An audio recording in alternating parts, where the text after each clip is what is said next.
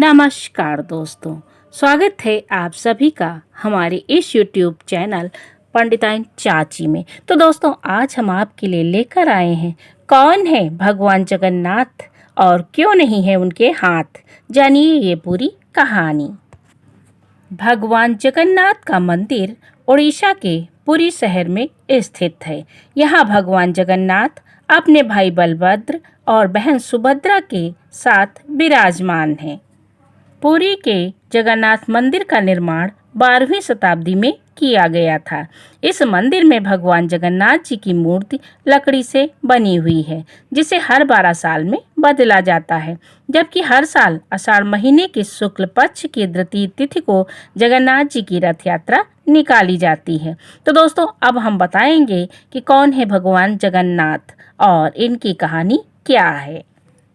भगवान जगन्नाथ भारत और दुनिया भर के भक्तों द्वारा पूजे जाने वाले एक हिंदू देवता हैं। भगवान जगन्नाथ को भगवान विष्णु का अवतार माना जाता है। वास्तव में उनके पास भगवान विष्णु के सभी अवतारों के गुण हैं। भगवान जगन्नाथ की अलग अलग अवसरों पर अलग अलग रूपों में पूजा की जाती है।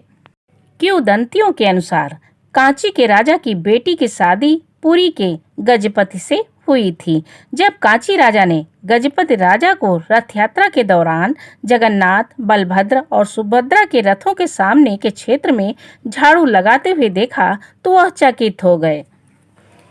इतने समय से सुनी जाने वाली कहानियों के अनुसार कवि तुलसीदास एक बार भगवान राम की खोज में पुरी गए, जिसे वे रघुनाथ कहते थे। भगवान जगन्नाथ के दर्शन के बाद वो बेहद निराश हुए। वह इतना दुखी हुए कि वहां से चले गए, क्योंकि जगन्नाथ के कान, हाथ और पैर नहीं थे।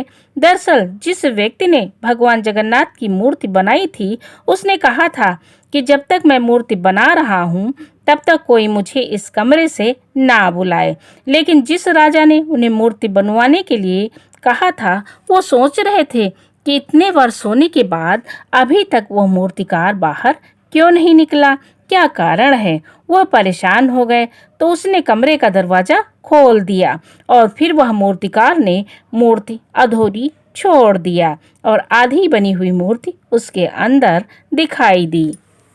तो दोस्तों, उसके बाद यह लकड़ी का जीवाश्म बन जाता है। इसने कलयुग की शुरुआत को चिन्हित किया। कुछ हजार वर्ष बीत जाने पर मालवा के राजा इंद्रधुम्न ने एक स्वप्न में देखा और उन्होंने उस स्वप्न में उस लकड़ी के लट्ठे को ढूंढने की बात भी सुनी।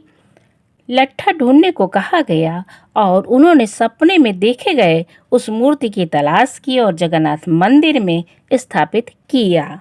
तो दोस्तों, कैसी लगी ये जानकारी? अगर पसंद आई हो तो हमारे चैनल पंडिताइन चाची को लाइक, शेयर, सब्सक्राइब करना ना भूलें।